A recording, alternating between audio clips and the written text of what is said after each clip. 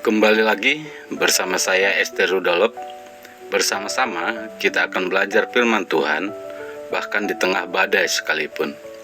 Minggu ini firman Tuhan diambil dari Evangelum Kolose 3 ayat 5-11 dan Epistel Pengkhotbah 1 ayat 12-14. Saudaraku, pernahkah Anda mendengar tentang Andrew Carnegie? Dia adalah orang yang punya perusahaan pembuatan besi baja terbesar di masanya, sehingga dia disebut Raja Baja Amerika abad ke-19. Ia punya segalanya, uang, kuasa, dan nama besar. Tapi menjelang akhir hidupnya, ia berkata, "Saya menghabiskan hidup saya membangun kekayaan, tapi saya kehilangan kedamaian hati." David Kiev, pendiri Tumblr, setelah penjual perusahaannya jutaan dolar, juga berkata, "Saya pikir saya akan bahagia, tapi yang saya temukan hanya kekosongan."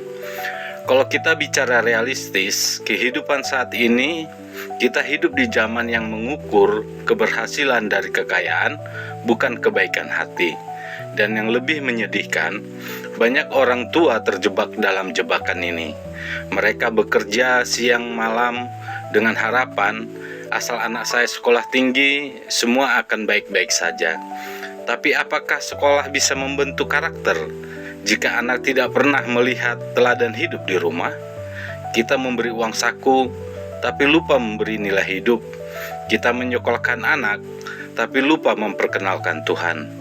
Akhirnya, anak tumbuh pintar, tapi kosong, cerdas, tapi kasar, sukses, tapi tidak takut Tuhan. Dalam Pengkhotbah 1 ayat 12-14, Salomo menulis, "Segala sesuatu adalah kesia-siaan, dan usaha menjaring angin." Ia sudah mencoba segalanya, ilmu, kekuasaan, kesenangan, tapi pada akhirnya semuanya kosong. Karena semua yang dikejar tanpa Tuhan akan meninggalkan kehampaan. Rasul Paulus berkata dalam Kolose 3, "Matikanlah segala sesuatu yang duniawi, hawa nafsu, keserakahan, amarah, kejahatan, dan dusta, karena manusia lama itu sedang binasa." Kita harus mengenakan manusia baru yang hidupnya diperbarui menurut gambar Sang Pencipta. Jika kita tidak bertobat dari hidup lama, anak-anak kita akan mewarisi luka, bukan iman, mewarisi kekosongan, bukan kedamaian.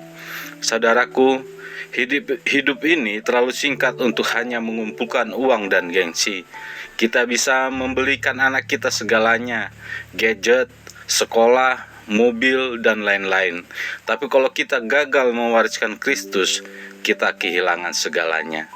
Hari ini, Tuhan mengundang kita untuk berhenti menjaring angin dan mulai hidup sebagai manusia baru yang mencerminkan kasih-Nya.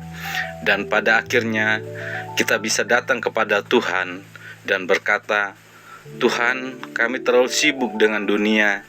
Kami kejar yang fana dan lupakan yang kekal. Ampuni kami, ajar kami mengenakan manusia baru dan mewariskan iman, bukan hanya warisan dunia, dalam nama Yesus. Amin."